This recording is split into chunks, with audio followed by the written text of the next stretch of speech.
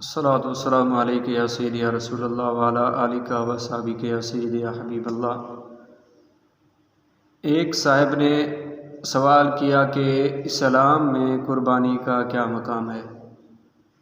تو میٹھے میٹھے اسلامی بھائیوں، قربانی اسلام کا ایک عظیم شعار ہے جس کی فضیلت، عظمت، مرتبہ و مقام اور اہمیت متعدد احادیث میں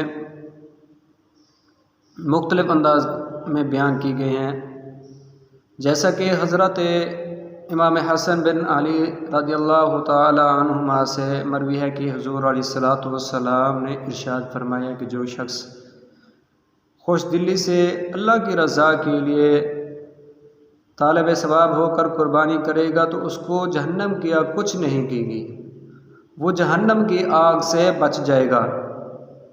ایک اور حدیث شریف میں بھی آیا کہ حضرت زید بن ارقم رضی اللہ تعالی عنہ سے مروی ہے کہ صحابہ کرام علیہم رضوان نے عرض کی، یا رسول اللہ صلی اللہ علیہ وسلم، یہ قربانی کیا چیز ہے؟ قربانی کسے کہتے ہیں؟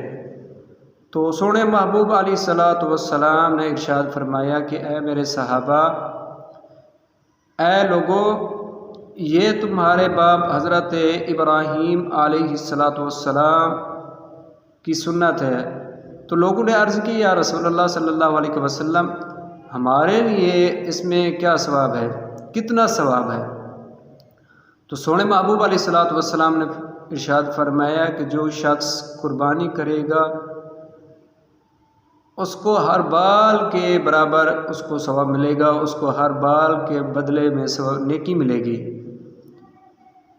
تو صحابہ کرام علیہم رضوان نے عرض کیا، رسول اللہ صلی اللہ علیہ وسلم، بھیڑ کی تو اون ہوتی ہے، تو اون کا کیا حکم ہے؟ تو سونے محبوب علیہ الصلوۃ والسلام نے ارشاد فرمایا کہ اس کے ہر اون کے ہر بال کے برابر، یعنی بھیڑ کی اون تو ہوتی ہے اور اون کے ہر بال کے برابر اس کو ثواب ملے گا۔